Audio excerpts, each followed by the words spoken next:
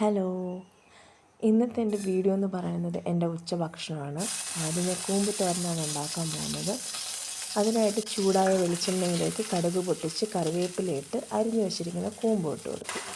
ഇനി ഇതൊന്ന് ഇളക്കിയിട്ട് മൂടി വെച്ച് വേവിക്കുകയാണ്. ഇനി ഇതിലേക്ക് കൂട്ട് തയ്യാറാക്കണമല്ലോ, അപ്പോൾ അതിനായിട്ട് ആവശ്യത്തിന് തേങ്ങ എടുത്തു.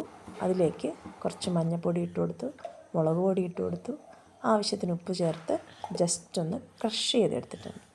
ഇനി ഈ കൂട്ട് അതിലേക്ക് ഇട്ട് കൊടുത്തിട്ടൊന്ന് വീണ്ടും ഒന്ന് ഇളക്കിയിട്ട് മൂടി വെച്ച് ഒരു 5 മിനിറ്റ് വേവിക്കുമ്പോഴേക്കും കൂമ്പുത്തോരൻ തയ്യാറായി. ഇനി അതിൽ അടുത്ത എൻ്റെ പ്ലാൻ എന്ന് പറയുന്നത് നൊത്തോലി മീൻകറി വയ്ക്കുക എന്നുള്ളതാണ്. അതിനായിട്ട് ആവശ്യത്തിന് തേങ്ങ എടുത്തു, മഞ്ഞൾപ്പൊടി ഇട്ടു, മുളക് പൊടി ഇട്ടു, ആവശ്യത്തിന് ഉപ്പ് ചേർത്തു, ചെറിയ ഉള്ളി ചേർത്തു. ഇനി എൻ്റെ കയ്യിൽ പച്ച ഉലുവയേ ഉള്ളൂ, ഉലുവ പൊടിച്ചിട്ടില്ലായിരുന്നു. അപ്പോൾ അതുകൊണ്ട് ആ ഉലുവ ചേർത്തു, ആവശ്യത്തിന് വെള്ളം ചേർത്ത് അരച്ചു. ഇനി കഴുകി വൃത്തിയാക്കിയ ചട്ടിയിലേക്ക് അരപ്പിട്ട് കൊടുത്തു. അതിലേക്ക് ആ ജാറ് കഴുകിയ വെള്ളമാണ് ഞാൻ ഒഴിച്ചത്.